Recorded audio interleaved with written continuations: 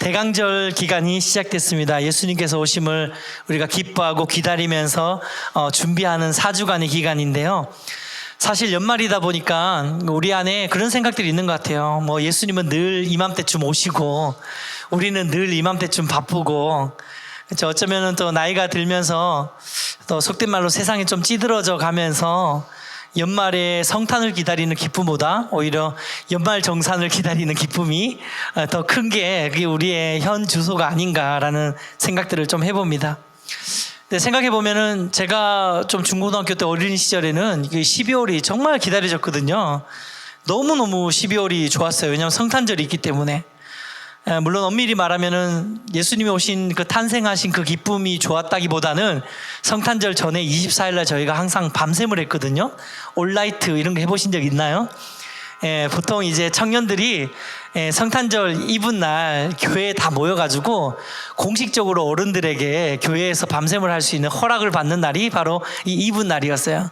이브 날이 삼삼오오 모여가지고 이제 뜨끈뜨끈한 방에 모여가지고 이제 이불도 덮고 전기 게임도 하고 그러면서 이제 자매 손도 한번 만져보고 이런 거 있잖아요. 전기 게임을 빙자해가지고 그러면서 이제 그때 그렇게 놀았던 것이 그게 참 이렇게 좋은 추억이었고 굉장히 이렇게 오랫동안 기억에 남는 것 같아요. 그리고 이제 그래도 일말에 양심이 있어가지고 25일 날 성탄절 주일날 아침에는 밤샘하고 난 다음에 눈 비비고 막 꾸벅꾸벅 졸면서 이렇게 성탄절 예배를 막 드리는 둥 마는 둥 하면서 그렇게 예배를 드리고, 그리고 마치고 집으로 돌아가면서 다시 희망을 품어보죠. 송구영신 예배 때 또 밤샘을 할 수 있겠구나 막 이런 거 있잖아요.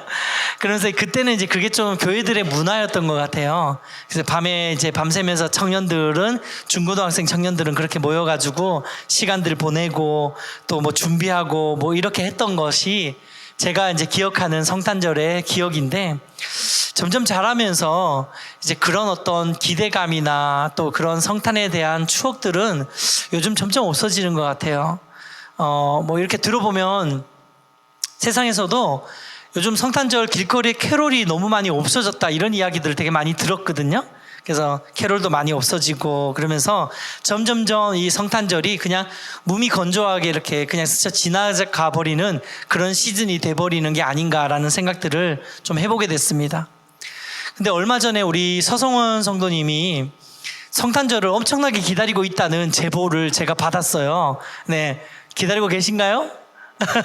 네, 성탄절 엄청 기다리고 계신다 그러는데 제가 그 이야기 들으니까 아마도 이제 우리 서성원 성도님이 진짜 제대로 신앙생활 하신 지가 올해가 우리 예배인 교회를 만나고 나서 처음 이제 제대로 신앙생활을 하고 계시거든요. 그러니까 어떤 의미에서 우리 서성원 성도님이 그동안에 수많은 크리스마스는 보냈지만 정말 예수님께서 탄생하신 거룩한 성탄절은 이번이 처음이 아닐까라는 생각을 해봅니다. 그러다 보니까 이 성탄절이 너무 사뭇 기대가 되고 또 기다려지는 것이 그런 성도님 마음이 아닌가라는 생각을 해보면서 좀 제 모습을 좀 돌아보게 됐어요. 나는 정말 이렇게 성탄을 기다리고 있었던가? 여러분, 우리는 어떻습니까? 여러분은 어떻습니까? 여러분, 성탄이 막 기다려지세요? 예수님의 탄생이 막 기다려지세요?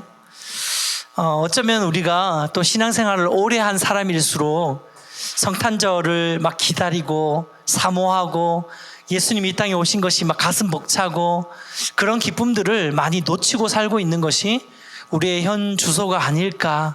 그냥 연말에는 바쁘고 분주하고 그냥 성탄절을 의뢰히 지나가는 어떤 그런 절기고 그렇게 생각하기 참 쉬운 것 같아요. 그래서 이번 성탄에는 제가 좀 교회의 옛 전통을 따라서 대강절 초를 이렇게 준비한 게 그런 이유입니다. 이 초를 하나하나 한 주 한 주 켜면서 이제 4주, 3주, 2주, 1주 이렇게 켜가면서 촛불이 하나하나 켜지면서 우리의 마음도 예수님의 탄생을 더욱더 기억하고 예수님께서 이 땅 가운데 저와 여러분을 위해서 이 땅 가운데 오셨다는 그 사실을 다시 한번 기억하고 또 기다리고 소망하는 그런 주가 이 대강절 기간이 되시기를 주님의 이름으로 축복해 드립니다.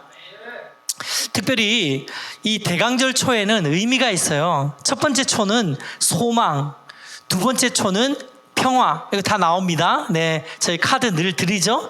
세 번째 초는 기쁨, 그리고 네 번째 초는 사랑을 의미하고 있어요. 그리고 맨 마지막에 초는, 성탄절에 켜는 마지막 초는 예수님의 탄생하신 아기 예수의 촛불을 의미하는 5가지 초인데, 이 4가지 초의 첫 번째 소망의 촛불에 불이 켜졌습니다.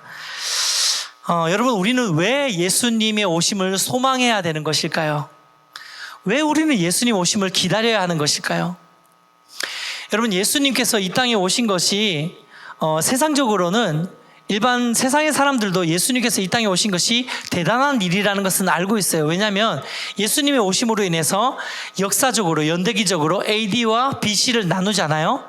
그래서 주전과 주후를 나눠서 우리는 AD 몇 년, BC 몇 년 이렇게 나누는 기준이 바로 예수님이에요. 예수님의 탄생을 기점으로 해서 그렇게 나눕니다. 그래서 사람들도, 상식이 있는 사람들은 그 정도 알고 있어요. 그리고 예수님이 참 대단한 분이셨지라고 그렇게 기억합니다. 그래서 크리스마스가 되면 다들 기쁨으로 그렇게 시간을 보내기도 하는데, 단순히 세상 사람들이 그렇게 즐거워하는 정도의 예수님이 그런 존재이기 때문에 우리가 예수님의 탄생을 기다려야 되는 것이냐는 거죠. 아닙니다. 사실 예수님께서 이 땅에 탄생하신 것은 세상 사람들이 기다리고 기뻐하는 것, 그것보다 훨씬 더 큰 의미를 가지고 있다는 것을 우리는 기억해야 됩니다. 그것은 오랫동안 죄의 종로로 타던 저와 여러분의 삶 가운데 해결할 수 없는 인생의 죄의 문제를 해결할 수 있는 유일한 해결자로, 유일한 구원자로 예수님께서 이 땅 가운데 오셨다는 것입니다. 그래서 죄와 사망의 권세 아래 매여 있던 사람들이 생명의 권세로 옮김을 받고, 어둠 가운데 있던 자들이 빛 가운데로 옮김 받는 그 일들을 예수 그리스도께서 이 땅 가운데 오심으로 인해서 그 일이 일어났다는 거죠. 우리의 구원의 주님이 되어주셨다는 것입니다.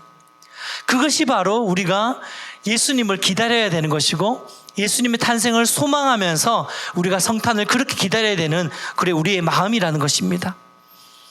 따라서 우리는 이 예수님이 이 땅에 태어나신 것이 단순히 그냥 성탄의 기간뿐만 아니라 우리의 매일의 삶 가운데서, 우리의 매일의 삶 속에서 매 순간순간 예수님께서 이 땅에 오신 그것을 우리가 기뻐하고 기억하고 우리의 마음에 새기고 소망하며 살아가는 것이 우리의 삶이 되어야 되는 줄 믿습니다.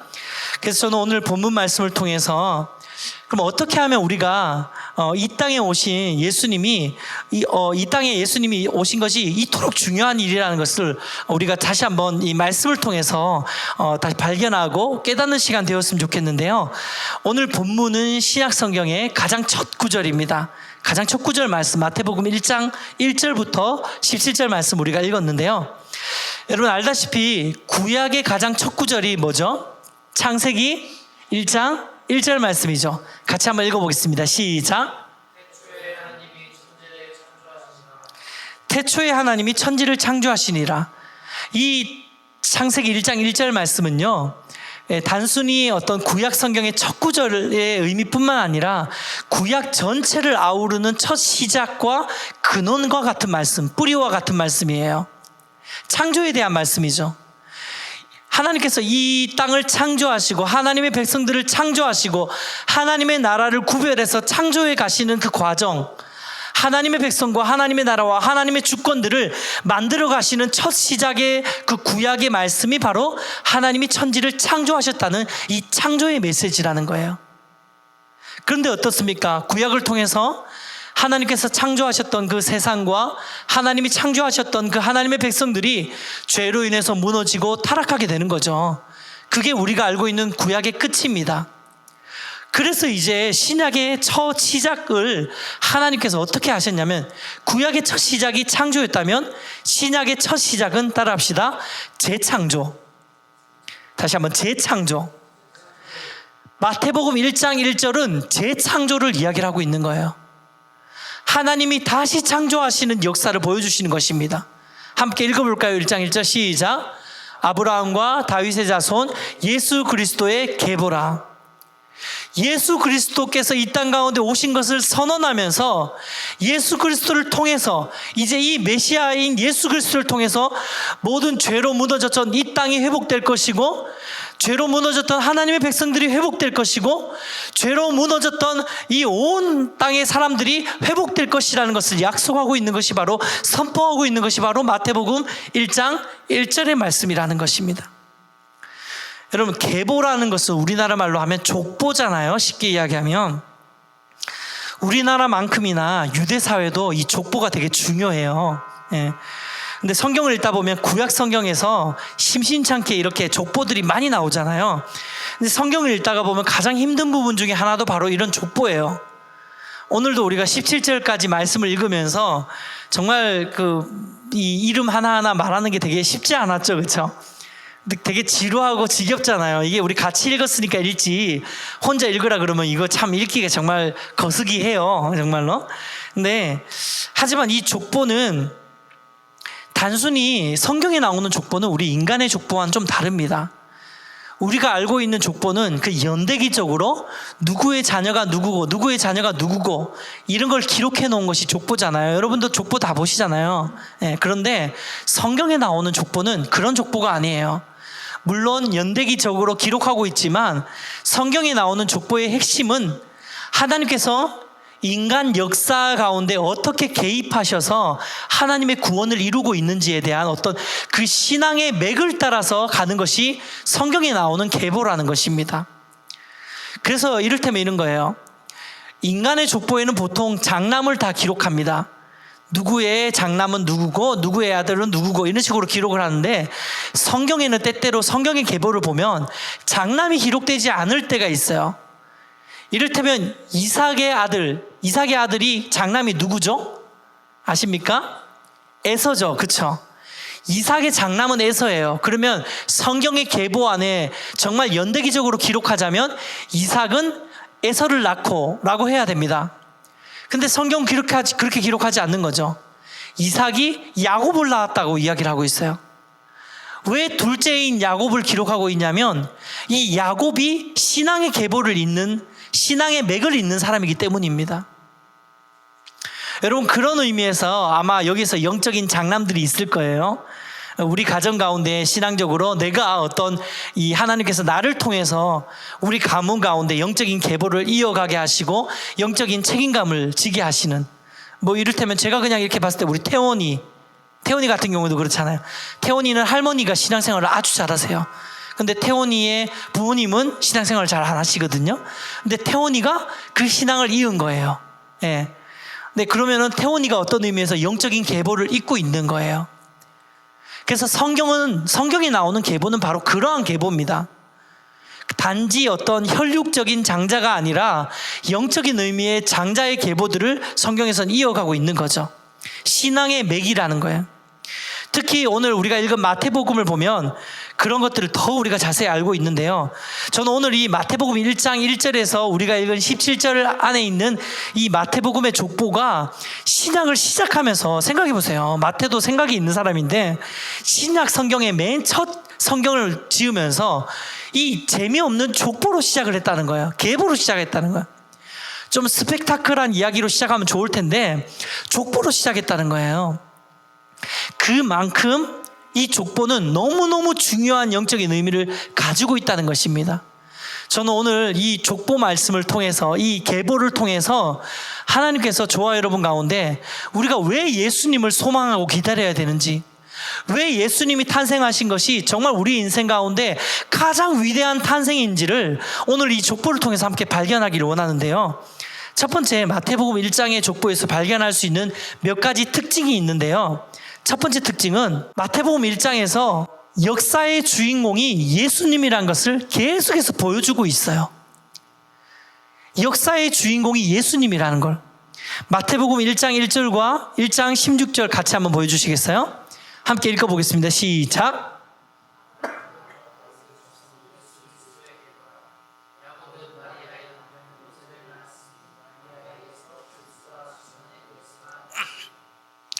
오늘 우리 족보가 1장 1절에서 16절까지가 족보예요.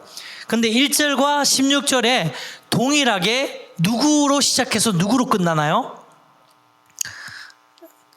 예수. 네, 보세요. 아브라함과 다윗의 자손 누구라고요?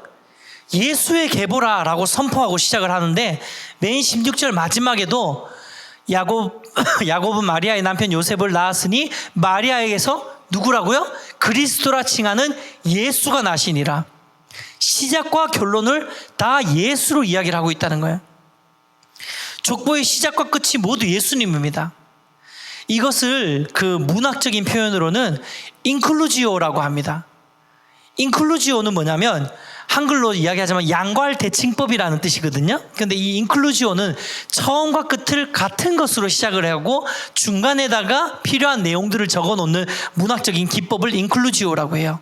양괄 대칭법이라고 이야기를 하는데, 이 인클루지오는 중요한 건 뭐냐면 인클루지오의 핵심을 이루는 그 내용이 중요한 건데, 오늘 본문 마태복음 1장의 족보도 인클루지오로 되어 있어요. 문학적으로 인클루지오 1절과 16절이 예수로 시작해서 예수로 끝나게 됩니다. 그러면은 이 족보의 주인공이 누구란 뜻이죠? 예수님이란 뜻이에요.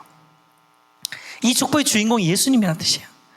그런데요, 재밌는 것은 여러분, 마태가 마태복음을 쓸 때 누구를 염두하고 썼냐면 유대인들을 염두하고 쓴 거거든요. 마태복음은 유대인들에게 보내는 편지예요. 글이에요. 여러분, 사복음서가 있잖아요. 왜 복음서가 4개나 있을까요? 마태, 마가, 누가, 요한복음 4개나 있잖아요. 근데 읽어보면은 그 내용이 그 내용 같고 그 내용이 그 내용 같고 다 비슷비슷한 내용인데 왜 굳이 성경에서 4번이나 복음서를 기록하고 있을까요?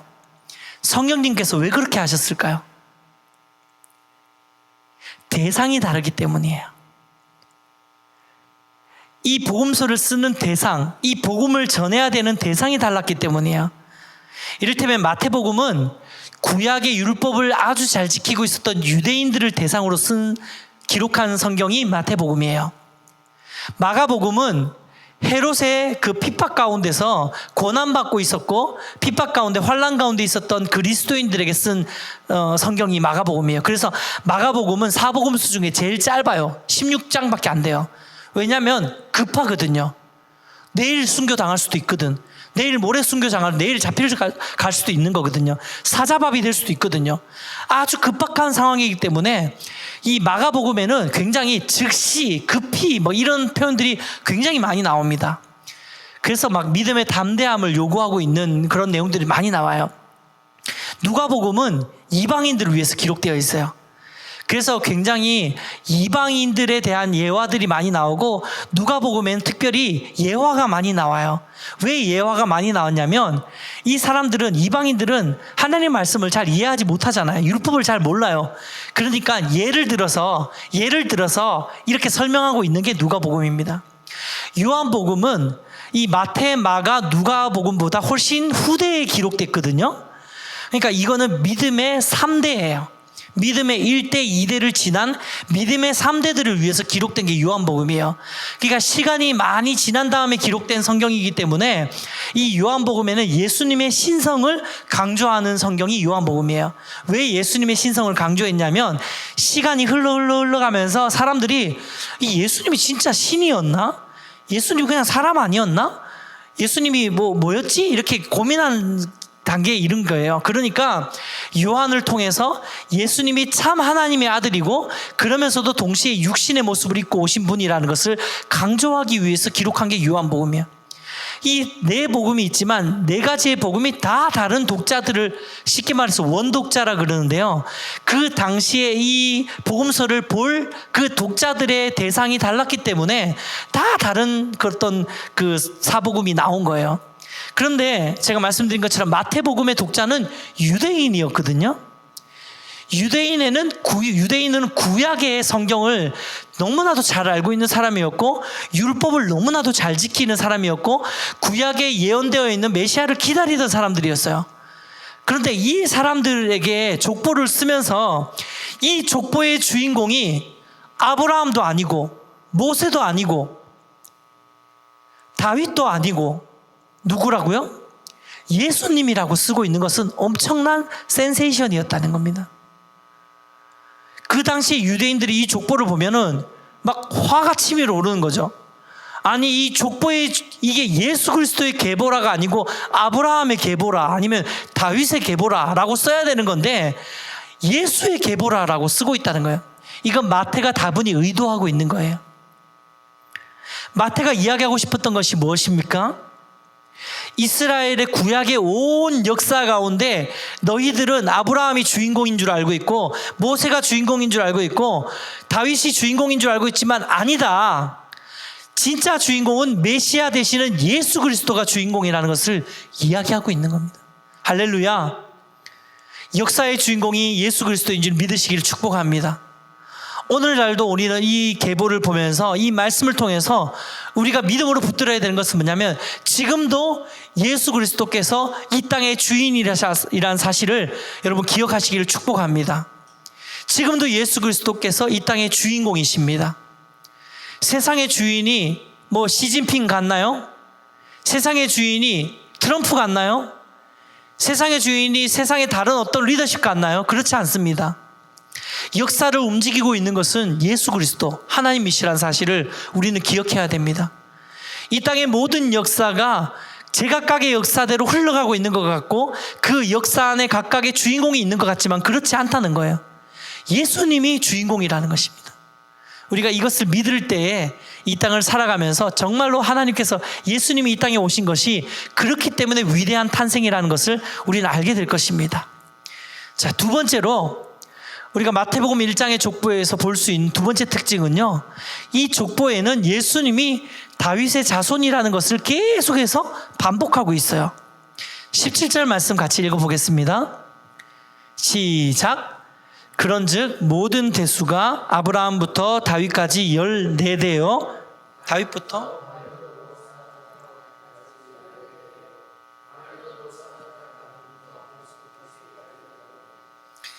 본문 17절에는 아브라함부터 다윗까지, 다윗부터 바벨론 잡힐 때까지, 바벨론 잡혀서 그리스도까지 14대라고 계속해서 반복하고 있습니다. 14라는 숫자를 계속 반복하고 있는 거죠. 근데 여러분 아십니까? 이게 사실과 달라요. 아브라함과 다윗까지 14대, 다윗부터 바벨론까지 14대, 바벨론에서 그리스도까지 14대가 아닙니다. 그럼 뭐지? 성경이 잘못 기록됐나? 아니에요. 이 마태가 의도를 가지고 14대라는 숫자에 맞춘 거예요. 14라는 숫자에 의도를 가지고 중간에 몇몇 사람들을 빼버린 거예요. 몇몇 사람들은 스킵하고 14이라는 숫자에 맞춰가지고 기록하고 있는 거예요. 그러면 마태가 왜 의도를 가지고 14라는 숫자를 반복할까? 이거는 그 유대적인 어떤 문화와 관습을 좀 이해할 필요가 있는데요. 유대인들은 알파벳에 숫자를 다 매겨요. 한번 보여주실까요? 자, 이게 잘 보이실까 모르겠는데 저기 막 이상하게 꼬불꼬불하게 쓰여져 있는 게 히브리어예요. 알렛, 베이트, 김멜, 달렛, 헤와, 우, 자인, 헤이테트, 요, 카풀, 아멕, mem눈, 사멕, 아인, 페, 차데이, 코프레시, 신신, 타우. 네, 이게 지금 ABCD 같은 철자거든요. 히브리어예요. 그런데 이 알렙에는 1, 베이트에는 2, 김멜에는 3 이런 식으로 숫자를 다 단 거예요. 예를 들면 A는 1, B는 2, C는 3 이런 식으로 숫자를 다 매기는 게 이게 뭐냐면 게마트리아라고 합니다. 이게 유대적인 어떤 관습이에요. 이 게마트리아라는 게 있는데 이게 일반적인 관습이에요. 유대인 사람들은 다 알고 있는 아주 손쉽게 계산할 수 있는 숫자를 계산할 수 있는 관습이에요. 그래서 참고적으로 666 요한계시록에 보면 666 짐승의 표 이야기를 하고 있죠. 이 짐승의 표가 우리는 바코드니 머리에 찍는 뭐니 베리칩이니 이런 이야기를 하고 있는데 사실 이 666은 뭐냐면요. 네론 카이사르 뭐냐면 네로 황제의 이름을 이 게마트리아로 해석을 하면 666이 나옵니다. 네. 당시에 요한계시록은 그 당시 핍박자였던 네론 카이사르를 이야기하는 거예요. 그래서 666 우리가 나중에 666 짐승의 표를 받아야 되는데 어쩌고 이렇게 그렇게 고민 안 하셔도 돼요. 그 이미 666은 그 당시에 요한계시록 당시 이전에 훨씬 그 계시록이 쓰여졌던 그 당대에 그 압제하던 그 짐승 그 사단의 어떤 머리와 같은 역할을 했던 그 당대 그 사람을 가르치는 거였고요. 이 14도 마찬가지입니다. 다비드라고 돼 있죠. 데이빗. 이 다윗 왕의 이름을 그 게마트리아로 해석하면 14라는 숫자가 나오는 거예요. 자, 그래서 이스라엘의 문화권 안에 있었던 사람들은 14라는 숫자를 보면 바로 누구를 연상할 수 있었을까요? 이스라엘 역사상 가장 위대했던 왕 다윗을 연상할 수 있었어요. 그래서 14대라 14대라 14대라 라는 걸 반복할 때 이것을 읽는 유대인들은 이거 유대인을 위해서 쓴 거잖아요. 누가복음에서 만약에 14대라 14대라 14대라 했으면 누가복음을 읽는 이방인들이 이걸 이해했을까요? 이해 못했을 거예요. 그런데 이건 유대인에게 쓴 어떤 복음서거든요. 유대인들의 어떤 관습 아래 있었던 사람들은 이 14대라 14대라 14대라를 반복할 때에 다윗과 예수님을 계속해서 연관지어서 연상되게 만들어주는 기법이라는 거예요. 그래서 마태는 의도를 가지고 계속해서 14를 반복하고 있는 거예요. 너무 재밌지 않습니까? 전혀 재밌지 않는 표정으로 저를 쳐다보고 계시는데 저는 이런 게 너무 재밌더라고요. 이 성경을 보면서 와, 마태가 정말 기가 막히게 썼구나. 네, 굉장히 치밀하게 성경을 썼구나라는 것을 보게 됩니다. 하나님께서 하신 거죠. 네, 그래서 이게 왜 중요하냐면요, 이 유대인들은 메시아가 다윗의 자손으로 올 것이라고 믿고 있었거든요. 근데 지금 마태가 이야기하는 게 뭡니까? 이 족보를 통해서 왜 자꾸 다윗을 끌어당기는 거예요?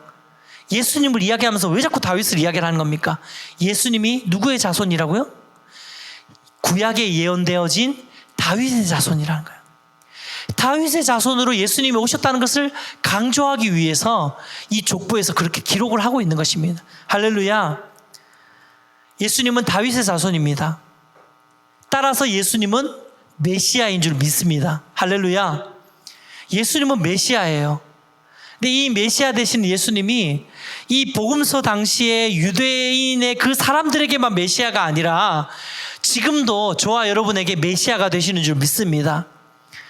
예수님께서 초림 메시아로 그 당시에 유대인들 가운데 오셨지만 이제 다시 예수님께서 승천하신 다음에 이제 다시 재림하실 메시아로 우리 가운데 오실 것입니다. 재림주로 우리 가운데 오실 것입니다. 우리는 지금도 유대인처럼 메시아를 기다리고 있어요. 근데 우리는 메시아가 누군지 알죠? 유대인들은 메시아가 누군지 모르고 기다렸지만 우리는 메시아가 누군지 알고 기다리고 있습니다. 예수 그리스도, 할렐루야. 그 예수 그리스도가 우리의 구원의 주임을 믿으시길 축복합니다.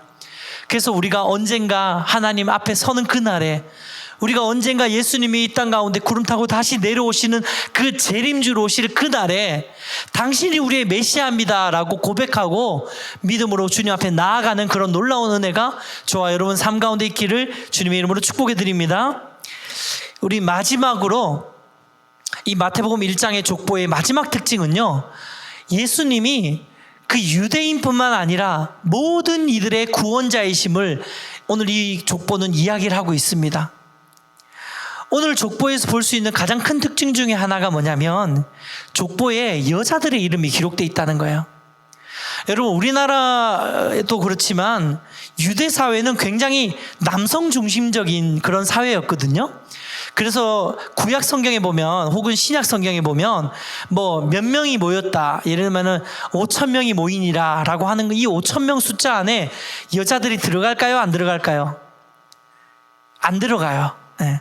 5,000명 이러면은 그 숫자는 뭐냐면 여자들과 아이들을 제외하고 남자 성인 남성들 숫자만 5,000명을 기록하고 있는 거예요.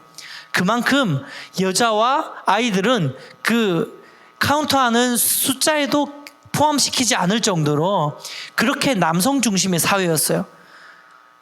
특히 족보라는 것은 족보에는 특별히 유대적인 관습으로 족보에 여자 이름을 기록하지 않거든요. 다 남자 이름을 기록해요. 아브라함이 이삭을 낳고 이삭이 야곱을 낳고 이렇게 이야기를 합니다. 다 남자 이름을 기록해요.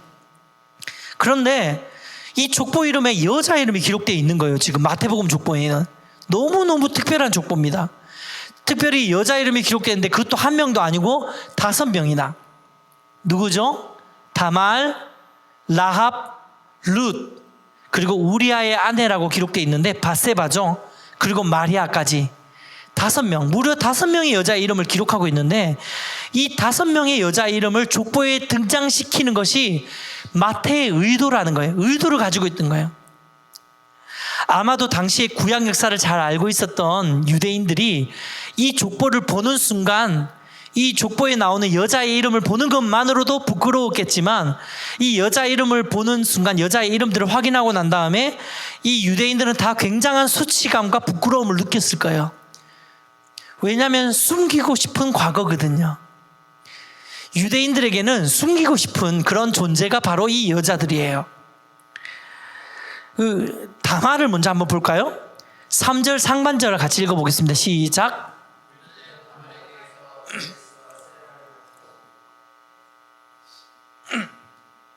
유다는 다말에게서 베레스와 세라를 낳았다 그랬는데 여러분, 유다는 요셉의 아들이죠.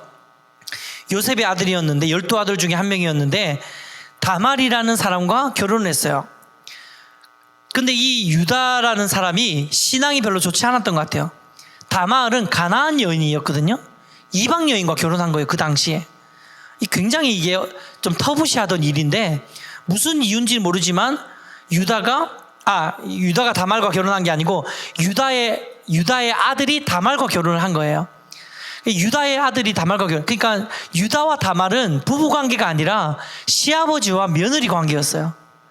굉장히 쇼킹하죠. 완전 아침 막장 드라마 거의 그런 수준인데 유다는 그 며느리 다말에게서 베레스와 세라를 낳았다는 거예요. 근데 유다의 아들이 시실하지 않아가지고 가나안 여인과 결혼을 한 거예요. 그러다가 죽은 거죠. 첫째 아들이 죽은 거예요. 근데 이스라엘의 그 유대 관습 안에는 자녀가 없이 죽었을 때는 그 형제들이 그 형수에게 들어가서 자녀를 낳게 해주고 자녀가 태어나면 그 자녀가 내 자녀가 되는 게 아니라 그 죽은 내 형의 자녀가 되는 거예요. 죽은 내 형제의 자녀가 되는 그런 관습, 우리나라 사람으로는 이해할 수 없는 관습인데 유대에는 그런 어떤 계보를 잇는, 족보를 잇는 것이 굉장히 중요한 사회였기 때문에 그런 관습이 있었어요. 그러다 보니까 유다에게 세 아들이 있었는데 첫째 아들이 이 다말, 이방인 여인이었던 다말과 결혼했다가 죽고 둘째 아들을 다말에게 이제 보냈는데 이 둘째 아들이 아이를 가져도 자기 아기가 되지 않을 것을 알기 때문에 아이를 갖지 못하게 합니다. 그러니까 하나님께서 진노하셔가지고 둘째 아들을 죽여버려요. 그러니까 이제 유다는 졸지에 첫째와 둘째 아들을 다 잃어버리게 된 거죠. 막내 아들이 남아있었는데 막내 아들이 아직까지 장성하지 않았기 때문에 그걸 핑계 삼아서 그 며느리인 다말에게 얘가 다 장성한 다음에 너에게 주겠다. 그러니까 좀 기다려라 라고 하면서 셋째 아들을 주지 않습니다. 근데 문제는 뭐냐면 셋째 아들이 다 크고 난 다음에도 유다가 다말에게 셋째 아들을 줘서 아이를 갖게 하지 않는다는 거죠. 그러니까 다말이 꾀를 내어서 유다에게 술 취하게 만든 다음에 자기가 창녀인 것처럼 변신을 하고 분장을 하고 유다에게 가서 유다와 함께 동침을 하게 되고 그래서 시아버지의 아이를 태중에 얻게 되는 것입니다. 그것이 바로 베레스와 세라라는 거예요. 자, 이게 이스라엘 사람들이 이 역사를 알고 있었기 때문에 얼마나 이 역사가 수치스러운 역사였겠어요. 그렇죠? 네. 이게 뭐 소위 말해서 이 베지밀 패밀리잖아요. 콩가루 집안. 네. 그래서 진짜로 그런 어떤 역사 안에 이스라엘 백성들이 굉장히 수치스럽게 여겼던 역사를 지금 마태가 딱 기록하고 있는 거예요. 두 번째 여자 라합은 뭐냐면 여호수아 2장에 나오는 여리고에 살았던 기생이었어요. 근데 이스라엘이 여리고를 점령했잖아요. 여리고 성을 무너뜨릴 때에 라합이 그 정탐꾼을 숨겨준 일로 인해서 라합은 이스라엘 안으로 들어오게 됩니다. 근데 성경에서 순화해서 기생이라고 그랬지 사실 기생이 아니라 원어를 보면은 히브리어로 조나라고 기록되어 있거든요. 이 조나는 뭐냐면 창녀예요. 이 기생이라고 하면은 마치 여관의 숙박업소 주인 정도 되는 것처럼 느껴질지 모르지만 그게 아니라 창녀였어요. 근데 이 창녀였던 이 여인도 이스라엘 역사 안에 들어와가지고 그냥 들어온 게 아니라 다윗의 조상으로 다윗왕, 그들이 이스라엘 백성들이 그렇게 존경했던 다윗왕의 그 선대에 보면 이 라합이 끼어 있는 거예요. 이게 무슨 말입니까? 하나님이 그렇게 하셨다는 거예요. 하나님이 이런, 보세요. 야곱의 아들 중에서 12명이나 아들이 있는데, 이삭의 아들 중에 12명이나 아들이 있는데 왜 하필이면 유다를 선택하셨을까요? 요셉의 아들 중에 12명의 아들 중에 왜 하필 유다를 선택하셨냐는 거예요. 요셉의 아들 중에 다른 아들들도 많잖아요. 그런데 유다를 선택하셨다는 거예요. 그리고 그 많은 사람들 중에 하필이면 라합을 선택하셨다는 거예요. 그리고 그 다음에 룻 이름이 나오죠. 룻은 알다시피 우리 룻기의 주인공입니다. 근데 이 룻도 모압 여인이었어요. 이방 여인이었어요. 그리고 또 보면 우리아의 아내라고 돼 있는데 이 사람 바세바죠. 쉽게 말하면 불륜이었습니다. 다윗 왕과 불륜이었죠. 마지막으로 나오는 마리아는 또 어떻습니까? 마리아는 물론 성령으로 잉태된 것이긴 하지만 굳이 끼워 맞춰서 해석을 해보자면 혼전 임신이잖아요.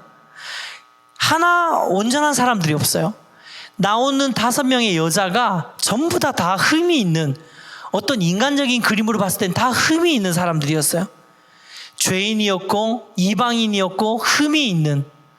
그런데 하나님께서 이 5명의 여인을 통하여서 이 계보 안에 이 여인들을 넣으면서 이 여인들을 통하여서 다윗 왕도 태어났고 다윗 왕의 후손으로 예수 그리스도가 태어나게 하신 것입니다. 사랑하는 여러분, 이게 바로 마태복음의 족보의 특징 중에 가장 큰 특징이에요. 그동안 우리는 구약 시대에는 그 율법을 통해서 이스라엘 백성들이 구원을 받게 되고 그것을 통해서 하나님을 만나게 됐다라고 생각하고, 신약 시대에 와서 예수님이 온 인류를 구원하시기 위해서 이 땅에 오셨다라고 생각하고 있었는데 사실 그게 진리가 아니라는 거예요. 신약 시대에 예수님이 와서 온 인류를 구원하시기 위해서 오신 게 아니라 하나님은 구약 시대부터 훨씬 이전부터 온 인류를 구원하시려고 작정하고 계셨다는 것인 줄 믿으시길 축복합니다. 하나님은 신약 시대의 예수님이 아니라 구약 시대부터 벌써부터 온 인류를 구원하시기 위해서 플랜을 짜고 계셨어요. 계획을 갖고 계셨던 거예요.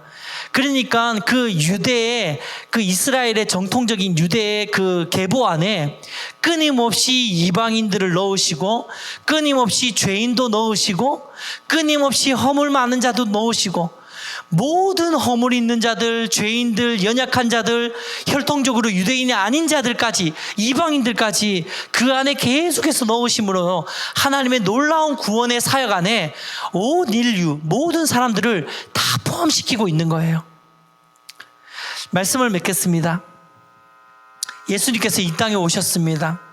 더 엄밀히 말하면 예수님께서 우리의 죄와 허물 가운데 찾아와 주셨습니다. 그리고 친히 우리의 모든 부끄러움을 다 감당해 주셨습니다. 그래서 우리는 이것을 가장 위대한 탄생이라고 하는 줄 믿습니다. 하나님이 마태를 통해서 신약의 첫 성경을 기록하면서 왜 이렇게 재미없는 족보를 기록하고 있을까요? 그 이유는 뭐냐면 우리처럼 자격 없고 우리처럼 연약하고 우리처럼 음란하고 우리처럼 부정하고 내세울 것 하나 없이 수치와 그 부끄러움 가운데 있는 저와 여러분을 하나님께서 창세전부터 구원하시기 위해서 계획하셨다는 것을 보여주기를 원하시는 거예요. 그래서 그 계획하셨던 그 절정으로 이제 예수님이 이 땅에 오셔서 우리 한 사람 한 사람을 품으시고 구원하시기로 작정하신 거예요. 그것이 바로 하나님의 일하심입니다. 하나님이 그것을 보기를 원하셨다는 거예요. 신약 시대를 열면서 예수님이 이 땅에 오시면서 하나님이 이 예수님을 통해서 우리에게 보이시길 원하셨던 메시지는 바로 그것입니다. 네가 자격 없고 연약하고 음란하고 부정하고 수치와 부끄러움 가운데 살아가는 자라 할지라도 이 메시아 되시는 예수 그리스도를 붙들 때에 믿음으로 이 계보 안에 들어오게 된다는 거예요. 믿음으로 이 구원의 계보 안에 우리도 포함될 수 있다는 것입니다. 사랑하는 여러분, 이제 우리가 이 대강절을 맞아서 정말 마태복음 1장의 이 족보가 믿음으로 저와 여러분이 이 족보를 붙들고 이 족보가 내 족보가 되시기를 주님의 이름으로 축복해 드립니다. 점점 예수 그리스도로부터 해서 이 믿음의 영적인 계보의 축복들이 내 때까지, 나에까지 흘러오게 되고 내 자녀에게까지, 우리 가족들에게까지 계속해서 흘러가게 되는 그러한 은혜와 감격을 우리 경험하시기를 주님의 이름으로 축복해 드립니다. 그래서 특별히 이 대강절 기간에는 이러한 은혜와 축복이 저와 여러분 한 분 한 분 가운데 회복되어지시는 그런 기간 되시기를 주님으로 축복합니다. 그러면서 우리 함께 우리 찬송으로 우리 마무리했으면 좋겠는데요. 찬송가 105장인데 우리 가사 띄워드리겠습니다.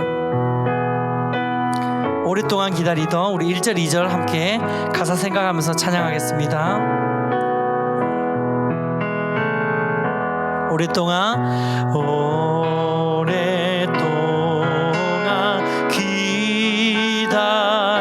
기다리던 주님 강림하셔서 죄에 매인 백성들을 자유 얻게 하시네. 주는 우리 소망이요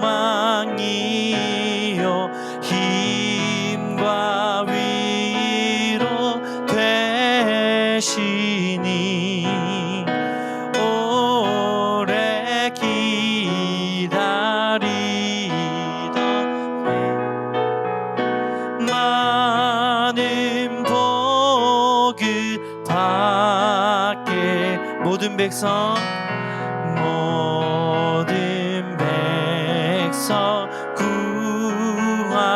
구하려고 임금으로 오시니 영원토록 우리들을 친히 다스리시네. 죄로 상한 우리 마음 은혜로서 고치고 주의 빛난 보좌 앞에 이르도록 가소서.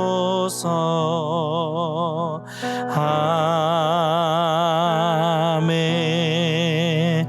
이제 우리 함께 기도하면서 오늘 말씀 붙들고 좀 기도했으면 좋겠는데요. 우리가 예수님께서 이 땅 가운데 오신 것이 그냥 단순한 어떤 세상적인 이벤트가 아니라 우리를 구원하시기 위해서, 죄와 허물로 죽을 수밖에 없는 저와 여러분을 구원하시기 위해서 오신 그 위대한 탄생임을 우리가 믿고 다시 한번 하나님을 소망하는 마음을 부어달라고 우리 그렇게 기도했으면 좋겠습니다. 하나님, 날마다 하나님이 이 땅 가운데 나를 위해서 오신 그 놀라운 사랑을 우리가 깨닫게 하여 주시옵소서. 그 은혜를 우리 삶 가운데 경험할 수 있도록 인도하여 주시옵소서. 그래서 하나님이 이 땅에 오신 그 사실이 나에게 감격이 되게 하시고 또 믿음으로 그것을 붙들 때에 하나님, 내가 영적인 그 하나님의 구원의 계보 안으로 들어갈 수 있도록, 그리고 우리의 자녀들이 믿음의 그 구원의 계보 안으로 들어갈 수 있도록 축복해 달라고 함께 우리 기도하면서 주님 앞에 나갔으면 좋겠습니다. 기도하겠습니다. 아버지 하나님, 감사합니다. 오늘도 하나님 저희가 함께 말씀 가운데 나가며 그렇게 함께 예배할 수 있도록 인도해 주신 것 감사드립니다. 하나님, 오늘 마태복음 말씀을 통하여서 믿음의 계보를 다시 한번 돌아볼 수 있도록 인도해 주신 것 감사합니다. 예수님께서 이 땅 가운데 오심으로 인해서 하나님 우리에게 놀라운 구원의 은혜를 허락하셨고 또 구원의 감격과 구원의 기쁨을 우리에게 허락하셨음을 믿습니다. 우리가 그 예수님을 기다리고 소망하는 이 대강절 기간이 될 수 있도록 인도하여 주시옵소서. 더불어서 하나님, 오늘 말씀처럼 우리가 하나님 주님의 그 구원의 계보 안으로 나아갈 수 있도록 인도하여 주시옵소서. 믿음으로 그 구원의 계보를 붙들 수 있도록 축복하여 주시옵소서. 그래서 하나님, 그 구원의